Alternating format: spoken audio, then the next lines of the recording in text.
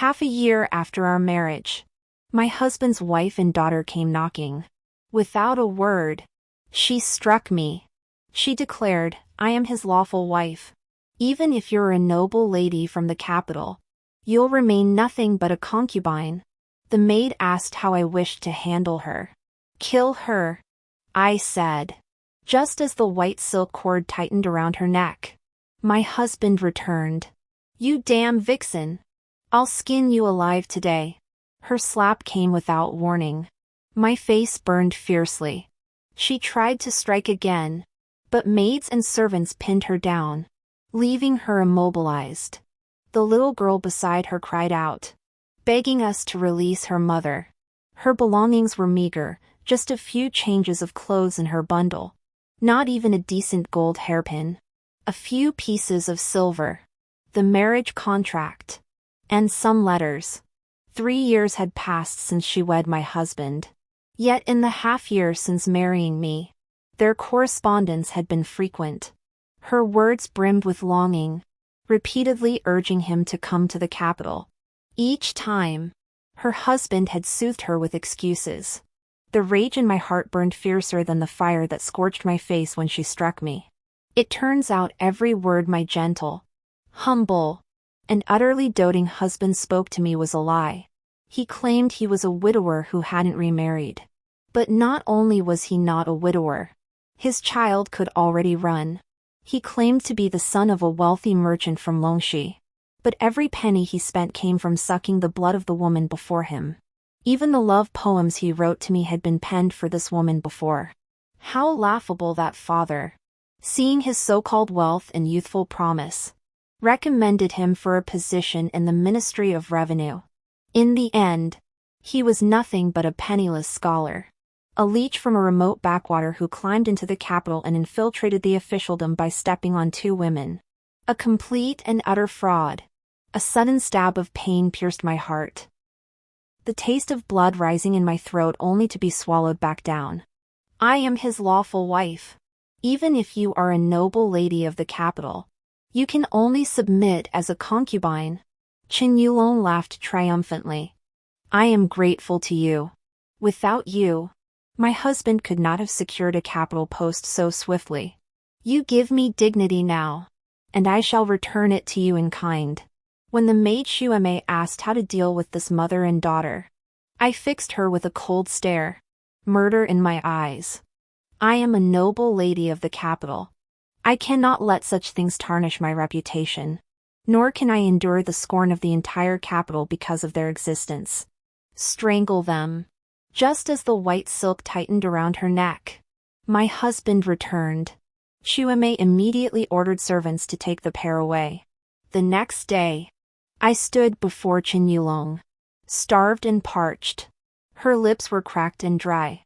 Her hair was disheveled. After a night locked in the dungeon, her arrogance had vanished.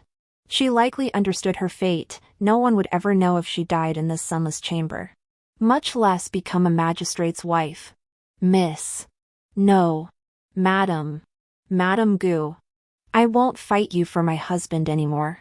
Just give me enough money to return home. I swear I'll never set foot in the capital again. Never appear before you too. Chen Yulong knelt before me, swearing earnestly to the heavens. Her plan was clever. Though she was the daughter of a county magistrate, she was still an official's daughter. Lowering her standards, even with a child, she could still find a husband. Better than perishing in this chamber. After a night of contemplation, I decided to give Gu Han one more chance. To see how he would treat Chen Yulong, and whether he would finally be honest with me. Chen Yulong, I'll give you a chance. If Gu Han treats you well, I will divorce him and make way for the 2 of you. Her face lit up with joy as she nodded repeatedly. I shifted my tone, but you must never reveal that you've seen me. When my husband returned, I was feigning sleep. He tenderly tucked my cloak around me, kissed my forehead, and left. Chen Yulong appeared at just the right moment. To facilitate this charade, I had deliberately dismissed all servants. citing the need for absolute quiet to rest. Soon, the outer courtyard fell silent.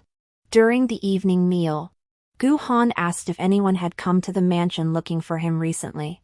He mentioned his cousin had written recently about coming to the capital for business and planned to visit the mansion. I smiled, not yet. Should she arrive, I shall be delighted to host her. Gu Han visibly relaxed, his eyes brimming with affection. He served me food. The sent servant reported that Gu Han had arranged for the mother and daughter to stay in the guest quarters and promised Chen Yulong he'd take her sightseeing around the capital after finishing official duties. However, Gu Han had laced the water with medicine, and that very night, the child developed a fever. Gu Han then bribed a physician, claiming the child had been startled by wandering spirits and possessed by evil forces. The persistent high fever suggested malevolent energies had entered her body, haunting her soul. He advised taking the child to a temple in the southern part of the city to exorcise the evil spirits. Instead of exploring the capital, they ended up on the barren hills south of the city. From afar, I watched Gu Han lead Chen Yulong toward the cliff's edge. Husband, we've reached the mountain top. Why is there no temple in sight? Chen Yulong looked around anxiously, her face filled with worry. This is my first time here too. Perhaps we took a wrong turn. Xuemei asked if I intended to intervene and save Chen Yulong. I smiled. Why save her when I can handle her without dirtying my hands? I merely used her to test Gu Han. Husband, there's a cliff ahead. Chen Yulong seemed to sense something and halted in her tracks. Yulong, I told you not to come to the capital.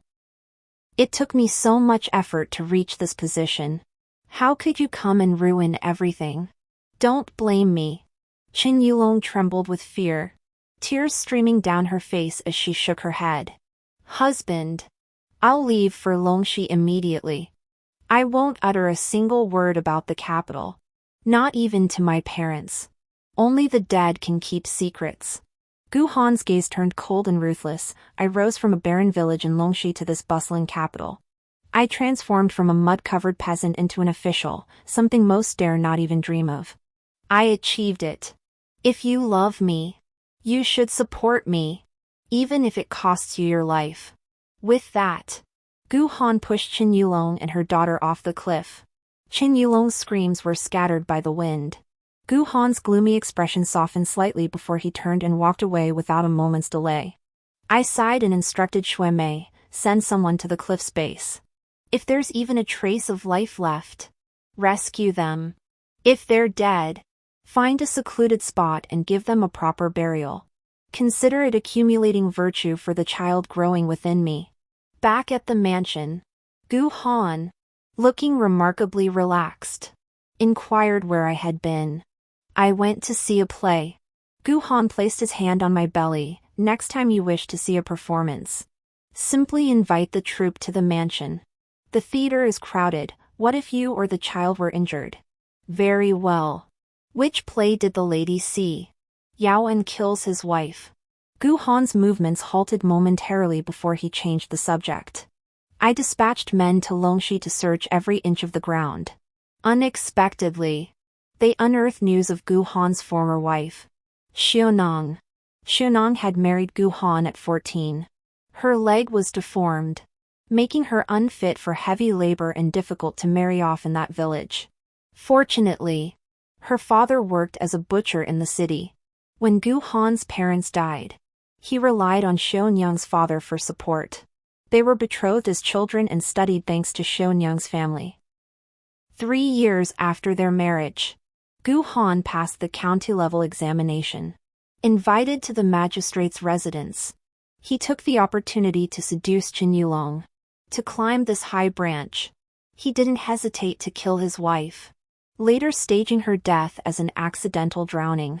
After reading the letter sent back from Longxi, I felt a chill run through my entire body. How could such a ruthless and vicious person be sleeping beside me? If he were to climb even higher, my fate would be no better. I made a silent resolution and ordered the court physician to prepare an abortion potion. This cruel and wicked monster must not be spared. When Gu Han returned, I was writhing in pain on the bed. No one had warned me abortion would be this agonizing. Gu Han gripped my hand anxiously, demanding an explanation. Madam accidentally ingested incompatible substances. Shui Mei delivered the prepared story. The physician says the child cannot be saved. Displeasure flickered in Gu Han's eyes before he swiftly took a handkerchief to wipe my sweat, tightening his grip on my hand, gritting my teeth against the agony. I played along. Husband. Save our child. Protect our flesh and blood. After 2 agonizing hours, I finally gave birth to a bloodied mass. Gu Han stayed by my side the entire time, soothing me with gentle words as tears streamed down my face. We'll have another child. My lady. Focus on recovering first. Too many tears will harm those star-like eyes of yours. He was always skilled at playing the role to win favor. Now that I've seen through his true nature, I long to sever ties with him immediately. A month later, just as I was preparing to tell father I wished to divorce Gu Han, he burst in and confronted me before my father, demanding why I'd discarded our child. The discarded medicinal residue had somehow fallen into his hands. Father looked at me with utter bewilderment, caught completely off guard. I fell silent, scrambling for words. Gu Han knelt directly on the floor, adopting a pitiful expression as if deeply wounded. My lady, what have I done wrong? Tell me, and I will change. Is it that my official rank is too low, causing you embarrassment at ladies' gatherings? Just give me time, madam.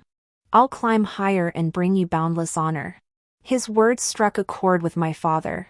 Father spoke. She. Official advancement isn't achieved overnight. Your father spent half his life in the bureaucracy and is still only a 4th-rank assistant minister. Gu Han is young and capable. Stop causing trouble.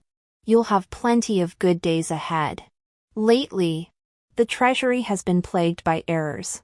Gu Han, pack your things. In 2 days, you'll take up duty there.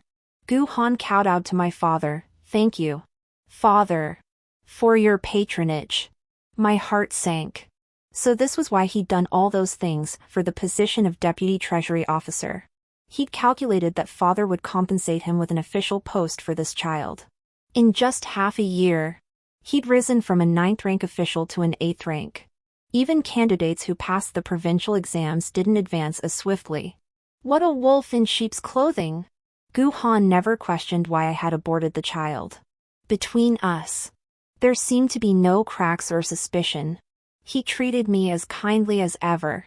Shui Mei said he must truly care for me, that my worries were unfounded. 2 years passed like this. Through my father's promotions, he rose to a 6th-rank official. His official career flourished, advancing step by step. One day, while Gu Han accompanied me to the temple to pray for blessings, we encountered the newly widowed Princess Joan. Princess Joan was not yet of age, 3 years younger than me, dressed in simple mourning robes, without a trace of makeup. She was a peerless beauty. Gu Han stared at her, utterly transfixed, his eyes filled with desire. Now, I had become the stumbling block to his ambition of climbing higher. That very night, he feigned illness, alternating between delirious ramblings and moments of lucidity. The master said he was possessed by an evil spirit and must stay in the temple for some time. He seized this opportunity to pore over Buddhist scriptures. He had always had a sharp memory. After reading just one night, he could engage in meaningful discussions with novice monks of lesser spiritual depth. As I poured him tea, I asked with a smile, "My lord, have you found a way to rid yourself of this evil influence after turning a page of the sutras?" Gu Han shook his head and sighed. That afternoon, Gu Han claimed he was going to see the master. But in truth, he had tracked down Princess Joan's whereabouts and gone to meet her by chance.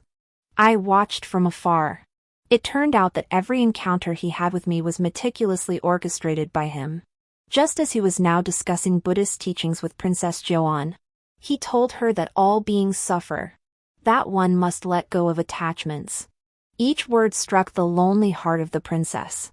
The look in her eyes gradually changed.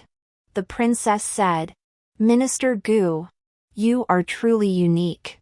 Having received the princess's praise, Gu Han even ate an extra bowl of rice at supper. His whole demeanor radiated freshness and vitality. "My husband seems in excellent spirits," I remarked. "That malevolent spirit must have been banished by the master.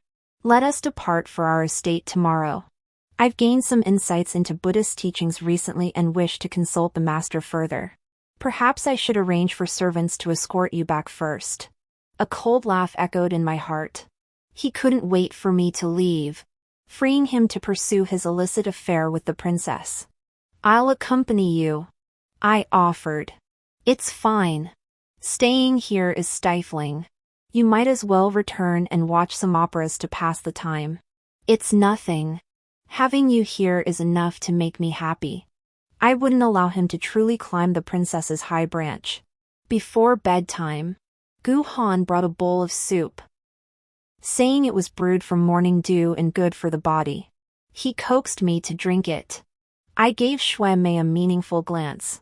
The next morning, Gu Han was already chanting sutras in the Buddhist hall, with Princess Joan kneeling at the very front.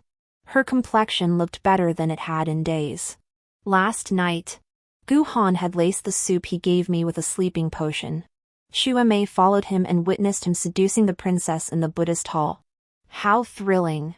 He poured all the flattery skills he'd honed on me and Chen Yulong into courting the princess. How could a princess, so high and mighty, endure such stimulating service? That evening, Gu Han brought that bowl of soup again. I made excuses to delay. Perhaps he was eager to meet the princess. Or perhaps he trusted me. He found a reason to leave, turning back at the doorway to remind me, "Madam, remember to drink the soup. It's excellent for your health." My guard changed into night attire and slipped out. Cries of "Seize the assassin!" echoed in rapid succession. A group of monks, clubs in hand, chased after the princess's quarters. The crowd grew flushed with embarrassment. As they turned to leave, the assassin burst through the princess's chamber door and fled. Entwined bodies lay exposed upon the table. Beneath the princess lay sutras soaked through with fluid. Standing behind the crowd, I coldly observed the princess's face, a mask of shame and panic. I heard the emperor flew into a rage, bestowing poisoned wine upon Gu Han. The princess shielded him with her life, allowing him to narrowly escape death. Though he survived, he was stripped of his title and had his salary forfeited. The princess's scandalous reputation spread far and wide throughout the city. I believe the princess's later years will hold no happiness. No man would wish to marry such a wanton woman, even if she bore the exalted title of princess. Even if the emperor forced a marriage upon her, beyond the superficial dignity, she could expect nothing more. Gu Han looked utterly defeated. He had struggled so hard to climb to that position. Yet not only did he fail to become the imperial consort, but years of effort were destroyed in an instant.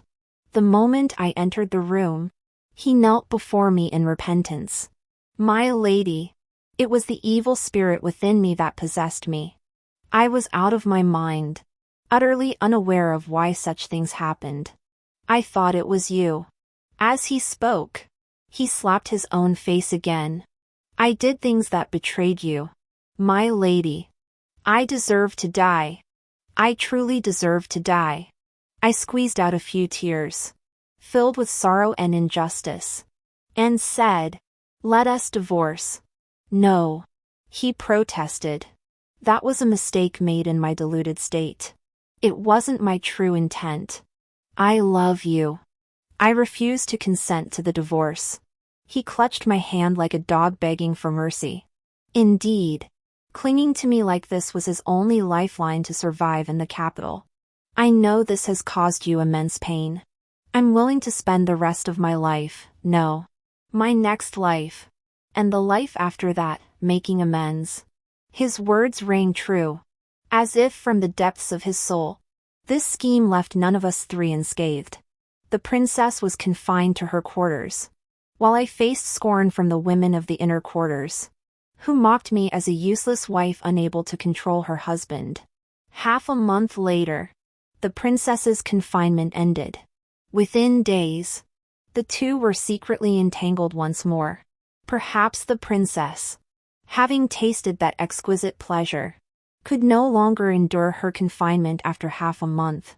They couldn't even wait to return to their chambers, rushing to consummate their passion in broad daylight. Gu Han lifted her skirt and thrust himself inside. Her body went limp, leaning against the rockery for support. A large patch of flowers in the garden lay trampled. "I can't do this anymore." Gu Han's low, laughing voice drifted over. "How does it compare to your late prince consort?" Xuemei covered my ears, blocking out their lewd words. That day, while out in the countryside admiring the flowers, I was abducted. The black cloth was removed, revealing Princess Joan seated before me, dressed in opulent finery. She looked down on me with a scrutinizing gaze. I snorted derisively. The mourning period for the former prince consort hadn't even ended. Yet she appeared in this manner, not even bothering to maintain appearances. The princess first struck me across the face. Her nails, painted with Danko polish, left bloody scratches on my cheek. Gu Han said, "You refuse to divorce him, unwilling to grant us our union. Even in death, you'd drag him down to hell with you." I narrowed my eyes. Gu Han proved far more repulsive than I'd imagined. "The assassin at the temple that night, your man. You deliberately lured him to my chamber, ruining my reputation." What a flattering accusation. If the princess wished to kill me, she needn't invent such charges. Gu Han said, "That night, you rushed back to feign sleep. The mud on your shoe soles wasn't cleaned properly. Who gave you the audacity to scheme against this palace? Have you considered whether you can bear the consequences of your actions? Does the princess not understand? Gu Han's accusations are merely a pretext to eliminate me through your hands. He seeks to become the imperial consort without any lingering concerns." The princess smiled haughtily. "So be it. I willingly become the blade in his hand." I laughed at her contemptuous expression. This only enraged the princess further, who took it as a challenge to her authority. She waved her hand, giving the order, "Teach her a lesson. But be careful not to let others see anything." I was bound to a pillar and subjected to various tortures, then left to bake under the sun. Only at dusk was I released. Before leaving, the princess gave a cold snort and warned me, "Gu Han is the man I've set my sights on. If you don't know your place, I have plenty of ways to make you." When Gu Han returned, he feigned concern. I brushed away his filthy hand. "Since you and the princess are so deeply in love, why cling to me so desperately?" The severe injuries and humiliation inflicted by the princess made me unwilling to maintain any pretense of calm with him. "Did the princess beat you?" He reached for my hand again. "It was the princess who wouldn't let go. My heart belongs only to you." I rejected her, and in her rage and shame, she struck you with such cruelty. That woman is utterly vicious. I regret that my words carry little weight, causing you such injustice. I had no desire to speak further with him. I ordered Xuemei to lock him out of my chambers, forbidding him from setting foot here again. My father was implicated too. A minor oversight blown out of proportion, demoted and stripped of his salary. After my injuries healed, I accepted Lady Ho's invitation for tea. She'd always admired my skill in brewing tea. If I could please her, perhaps my father might regain his position. Barely halfway through my bowl of tea, something felt off. My body grew feverish, my head spinning. I knocked over the teacup, spilling tea all over myself. Would Lady Gu care to retire to the side chamber for a rest? A home mansion maid inquired with concern. I waved her off. "No. I'm simply unwell. I'll take my leave now." Lady Ho interjected at the perfect moment. Since you're feeling unwell, you should rest first. I'll have the mansion physician come take your pulse. Escort Lady Gu to the West Wing. I was practically dragged from the banquet. The moment I stepped into the courtyard, I saw the man who had been waiting there for ages. A coarse, lowly man. The beauty is late indeed. The Ho mansion's maids retreated one by one, locking the door from the outside. I'd never wronged Lady Ho, no need to guess. This was Princess Joan's doing. As the man pinned me down, I stabbed him with my golden hairpin. He dodged the vital spot, but the pin pierced his eye. Pain made him release me. Then he kicked me in rage. The pain nearly knocked me off my feet. He pressed down, punching me, choking my throat. Blood poured from his wounded eye, dripping onto my face and lips. I yanked another hairpin from my hair and stabbed him again. The door burst open, hair disheveled. I lunged at the man on the floor, intent on killing him. Outside, the ladies in waiting gasped in horror. I lifted my gaze and smiled at the princess. Her face ashen. She sought to tarnish my reputation, forcing Gu Han to divorce me. Lady Ho led the onlookers away, leaving only the princess behind. My fear vanished. I smoothed my robes and adjusted my hair, refusing to appear too disheveled. Quite the talent you have. Thank you for the compliment, princess. If you cannot keep Lord Gu, why waste your years? What's wrong with helping others find happiness? To speak frankly, princess, you are truly gullible. How dare you? The princess raged. Do you think I dare not kill you? I smiled. It was Gu Han who refused the divorce. He clung to me while entangling himself with you. Nonsense. Lord Gu felt nothing for you. He married you only to repay a debt. He is a man of honor and loyalty. Repay a debt? Well, that does make a certain kind of sense. I raised an eyebrow, curious to know what version of me and Gu Han existed in the princess's mind. How did he explain it to you? And how exactly is he loyal and honorable?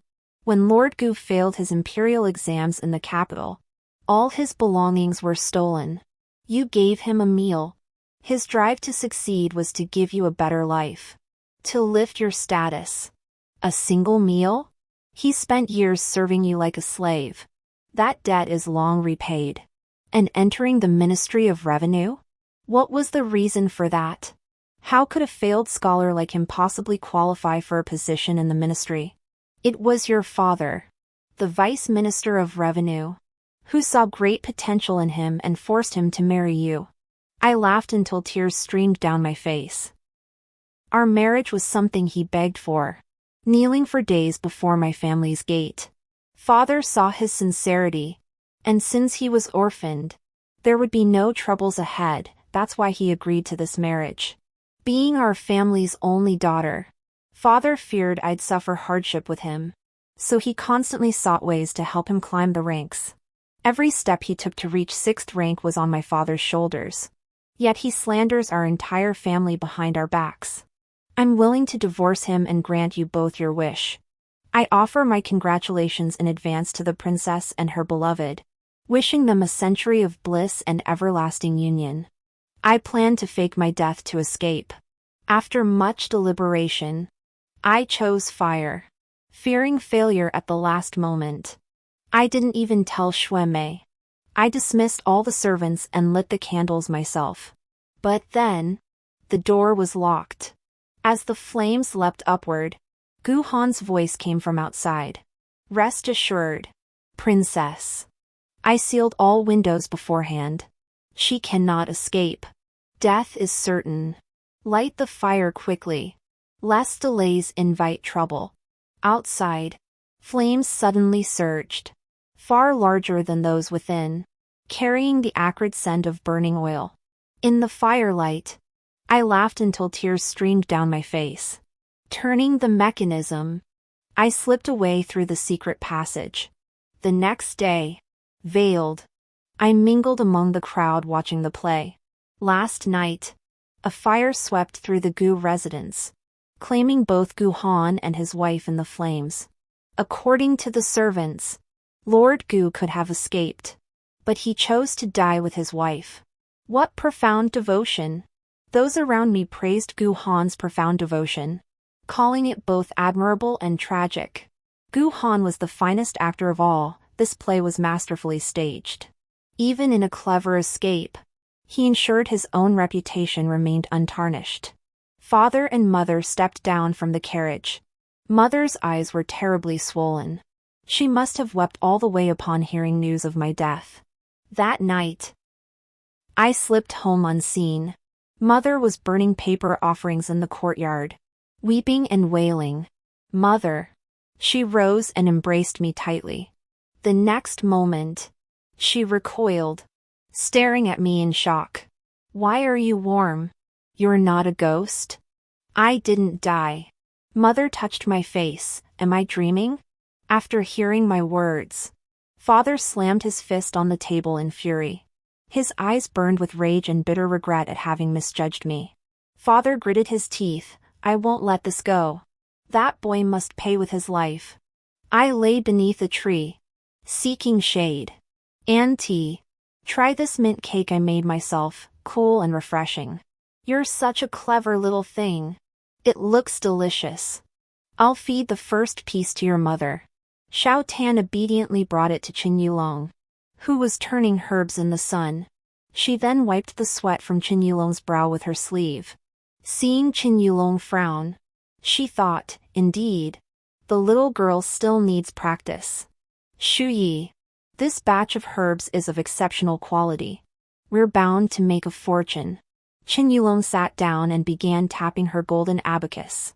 Back then, when Qin Yulong fell off the cliff, her clothes caught on a branch, cushioning her fall and sparing her life. I used the finest herbs to nurse her back to health over half a month. Those who've walked through the gates of death gain profound clarity. She knelt before me with a thud, banging her forehead hard on the ground. Her forehead turned crimson.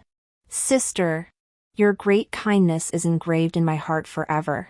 Longxi was rich in precious herbs. She was tasked with transporting these herbs to the capital for sale at premium prices. Our herbal shops multiplied one after another. A servant suddenly reported the emperor had bestowed a marriage decree upon Qinsheng and Princess Joan. The wedding was set for the following month. Qinsheng, Gu Han, who had faked his death. I heard that recently. He saved the Marquis of Dingen, who adopted him as his adopted son. In one leap, he became a first-rank imperial consort. Qin Yulong seethed, that bastard dares to keep the Qin surname. I calmly instructed Xueme, prepare the grand gift for the imperial consort. Ensure nothing goes wrong. Qin Sheng, clad in crimson wedding robes, basked in triumph. His altered features bore only a faint resemblance to his former self.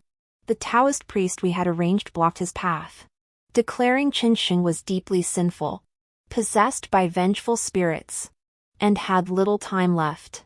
Qin Sheng's face darkened instantly. Unpleasant, he said. Someone, take this mad Taoist away. The Taoist shouted. Princess, this man has killed 3 wives. If you stay with him, you too will be implicated and suffer the vengeful spirit's retribution. Princess Joan lifted the curtain and peered out.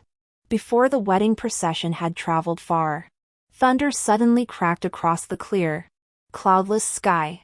A bolt of lightning struck right before Qinsheng's eyes.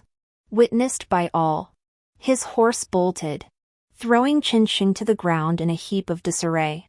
The groom struggled mightily to calm the frightened steed. The onlookers began whispering timidly. Struck by heavenly thunder, he must have committed some heinous crime. I say, that Taoist priest spoke the truth. Qinsheng remounted, but the horse stubbornly refused to move. The murmurs of the crowd grew louder. This must be the work of vengeful spirits. Soon, another horse was led down. The procession had barely set off when dark clouds suddenly gathered, obscuring the sun. Simultaneously, a fierce wind blew without warning, so strong it made it impossible to keep one's eyes open. Bean-sized raindrops soon pelted down. The crowd scattered in panic, with wind and rain battering them and the horses refusing to move. The wedding procession came to a halt on the deserted street. To the people, this was an ominous sign. Even the heavens seemed to be preventing the princess from embarking on her journey of no return. Watching the spectacle from the gallery, Qin Yulong and I exchanged a knowing smile. The young Taoist priest performing rituals beside us buried his head in his pastries. He suddenly looked up. "I'm still hungry." I stared blankly at the table. Now completely cleared of food, even the tea had been drained dry. In all my years, I'd never seen such a voracious eater. Maintaining a polite smile, I called for the waiter. The young Taoist priest was 17, named Song Changeng. I'd met him after feigning death, when he was fortune-telling on the street. He hawked his services enthusiastically, but no one stopped. Perhaps he seemed too young, like a charlatan. The sun blazed high, and the street had nearly emptied. He stared listlessly at the steamed bun shop packing up for the day. Pity stirred in me, and I approached. "How much for a reading?" His dull eyes instantly lit up, sparkling like stars. "Just 10 cash coins. My readings are very accurate." "All right, then. Give it a try." As he counted, his gaze grew strange. He ended with a string of flattering words. I snorted inwardly. Clearly just a charlatan posing as a Taoist priest. I've had my share of bad luck with men. How could my life be as rosy as he described? No grand family. No peaceful old age. Just days ago, the doctor said my pent-up sorrows had made me ill. Incurable and short-lived. I handed him the silver coins. He pushed them back, murmuring he wouldn't accept my money. Fine, if he wouldn't take it. A day later, I encountered him again. He was wounded, so I brought him back to the mountain estate for treatment.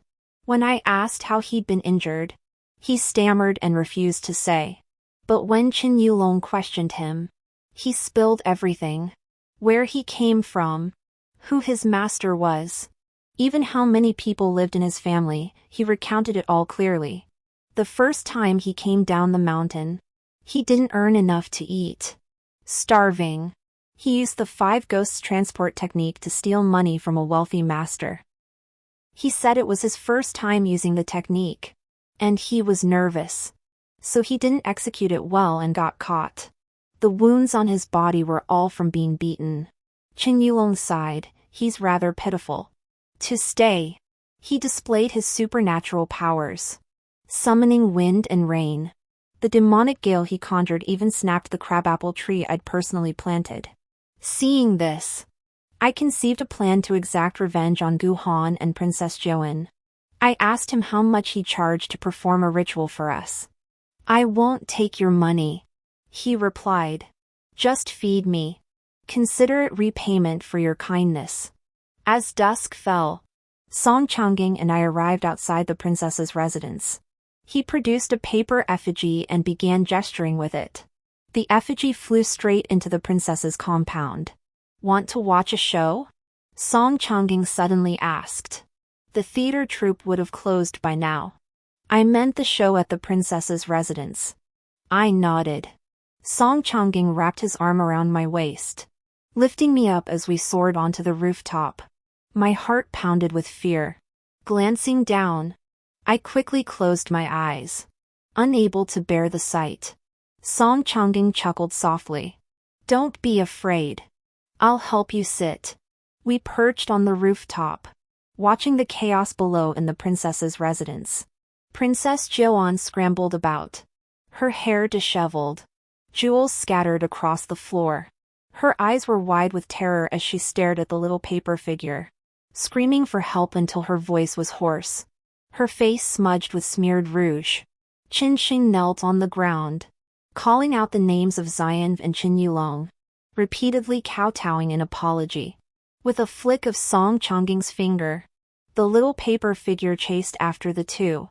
Behind them, both mistook the other for the paper effigy and began fighting.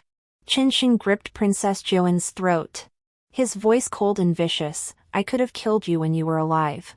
Even as ghosts. I'll kill you again. Let go. I'll kill you. Seeing the princess's face grow paler, Song Changjing withdrew his hand. Our sect's ancestral teachings forbid using magic to kill, he said. I nodded. It's fine. That's enough. The illusion vanished, and the two on the ground regained their senses. Qinsheng snapped out of it and quickly released his grip. The princess raised her hand and slapped him hard. How dare you? I'll have my father, the emperor, kill you. Then she kicked him in the chest. Gu Han, you're such a liar. I, a princess of noble birth, have picked up so many people's scraps. You've made me the laughingstock of the entire realm. The princess seethed with fury, desperate to kill Qinsheng with her own hands. Kneeling on the ground, Qinsheng spun more lies. All that running around has made me famished. I smiled as I stood up. Come on. Let's go get something delicious to eat. I'll treat you. The unstable rubble beneath our feet threatened to send us tumbling down. But Song Changjing's long arms swept me into his embrace, pulling me safely down with him. The wind lifted the boy's high ponytail, strands of hair brushing against my cheek. My heartbeat quickened, and a faint warmth spread to my ears. I lingered a few steps behind, watching his carefree silhouette. Lu Shuyi, being deceived by one Gu Han is enough. You mustn't let your heart stir again. You mustn't. As we emerged from the tavern and walked down a deserted alley, Song Changjing suddenly said, I want to show you something. He pulled out a glass bottle and waved his hand. A swarm of fireflies poured out. Twinkling green dots spread across the entire street. Summer fireflies. A celestial river on earth. Where did you get so many? Caught in the mountains. Word is, the princess went to the palace early this morning demanding a divorce. The emperor refused and reprimanded her, warned her against rash actions. I tapped my teacup and sighed. That Gu Han really has a tough luck, he didn't even die. I sent Song Changjing back to the princess's residence. After that, the princess suffered nightmares daily, unable to sleep. Gu Han, meanwhile, never returned home. Within mere days, he'd climbed his way into the prince's favor. He'd chosen sides in the succession struggle, becoming the fourth prince's advisor. That day, the herbalist shopkeeper came to report. Miss, someone wants to buy a large quantity of herbs. They asked if we could prepare the goods quickly. I glanced at the list. Most were highly toxic or used for antidotes. Such a large order seemed unusual. Could it be that some upheaval is brewing in the capital? Or is someone deliberately driving up herb prices? Do you know who the buyer is? A young servant came. Unfamiliar face. Tell him the quantity is too large, it will take some time. Within a day, every herb shop under our name received massive purchase orders. The herbs requested were identical across all orders. The guards who followed him returned with a report. The buyer was the fourth prince. Instinctively, I thought of that heartless Gu Han. Sure enough, he had instigated the fourth prince to secretly produce poison and spread it among the people. The fourth prince would then put on a show of saving them from the plague, reaping both fame and profit. I delivered the evidence to my father. When the plague broke out, it was contained immediately. Father presented the incriminating evidence at the perfect moment. The emperor flew into a rage, kicking the fourth prince so hard he spat blood right then and there. The fourth prince was stripped of his title, demoted to commoner status, and imprisoned for life. The minister of revenue, who had dealings with the fourth prince, also fell from grace when my father presented the ledgers. My father was promoted to minister of revenue. When the imperial guards went to the princess's residence to arrest Qinsheng, Princess Joan, unable to discern truth from fiction, charged out with her sword drawn. "You wretch! Whoever you are, die!" Her blade plunged into Qinsheng's chest. Spurting blood splattered her face. The princess froze for a moment, then drew her sword again, hacking wildly at him. Once her rage was spent, clarity returned to her eyes. Collapsing weakly to the ground, she laughed in ragged bursts. Qinsheng, covered in blood, was carried away by the imperial guards.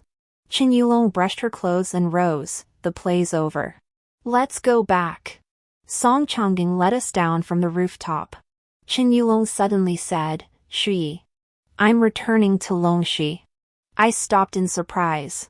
"Didn't you say you'd stay in the capital?" "My father fell ill. Waiting to witness Gu Han's downfall cost us too much time." "Will you return?" "Not this time. Should you need any medicinal herbs in the future, send me word. I'll procure them for you at the earliest opportunity." I bribed the jailer to enter the dungeon. I don't want him to die too easily. Gu Han flinched at my sight. "Gu Han, you studied books. How could you not grasp the principle that water can carry a boat, yet also overturn it? You didn't die?" "Not just me." I stepped aside, revealing Qin Yulong behind me. The composure Gu Han had maintained shattered in that instant. He shook his head vehemently. "Impossible.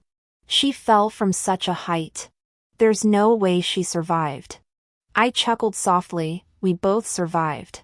But you truly won't see the sun after tomorrow." Perhaps it was fear of death, or perhaps sheer refusal to accept this outcome. His mind shattered. Pointing at me, he roared, "It's you. You set me up." I handed the heavy sack of silver to the jailer. He was doomed anyway, might as well make his suffering more intense. "Rest assured, miss. We'll run every torture device through him. Guaranteed satisfaction." The jailer thoughtfully fetched chairs for us. Someone was even arranged to sneak out and buy pastries and tea. Piercing screams echoed relentlessly from the cell. Watching his white prison robe drenched in crimson, his body a mangled mess of flesh and bone. Only then did I feel satisfied. Before departing, Qin Yulong's daughter adopted me as her godmother. Song Changging remarked, "That little girl and I share a karmic bond. We'll meet again someday." After witnessing Gu Han's beheading, I escorted the mother and daughter to the city gate. Fearing their journey might be troubled, I hired a convoy escort at a high price. Qin Yulong glanced at Song Changging behind me and whispered in my ear, "Song Changging has feelings for you." Qin Yulong smiled again. "He's timid, he can only steal glances at you." He also said. She continued. Before descending the mountain, he divined his fate.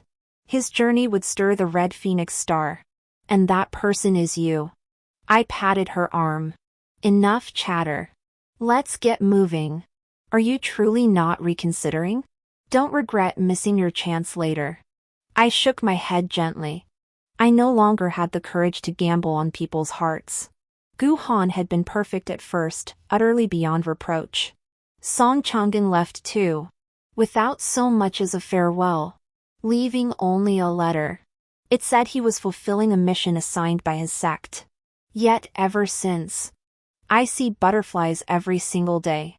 All kinds, regardless of season, appearing around me without fail.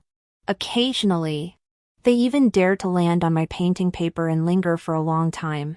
In my heart, I call out to him, Song Changging. At 40, news of Qin Yulong's death reached me. At 53, her daughter came to the capital, bearing the hairpin I had given Qin Yulong when she left. It was a gift my mother had given me on my wedding day. "Godmother," she said, "from now on, I'll handle all the procurement and transport of medicinal herbs. I'll give you one free for every one you buy." I smiled and nodded. Fortunately, she had inherited both her mother's looks and her temperament. "Did your mother leave any words for me?" "She asked me to come to the capital and take good care of you." to ensure you live out your twilight years in peace. She said you are also my mother, that you saved my life, and that I must repay you well. She also said that if she couldn't repay this debt in this life, she would repay it in the next. The girl was lively and cheerful, a clever little thing who filled my quiet courtyard with daily chatter. Mother, how can there be butterflies in the dead of winter? She frowned and turned back. Am I hallucinating? I smiled. That's an old friend of yours. His name is Song Changeng. She shook her head, not understanding. When I turned 55, the girl married. After much consideration, I chose a kind-hearted, honest man. He had a gentle temperament, was upright and responsible, and most importantly, never lied. If he ever uttered a single untruth, his ears would turn red and he'd stammer. The following year, they welcomed a daughter. Just as the child learned to run, they had a son. The chattering pair would swarm around me, calling grandma, and begging for candy. Lying in my rocking chair, gazing at the sky, I couldn't help but recall the scene of Song Changeng reading my fortune. In the autumn of my 64th year, my time was nearly up. The maid rushed in, calling out, "Mother, your old friend, Song Changeng, is here." Song Changeng entered, clad in a blue robe, sword on his back, silhouetted against the light. The end.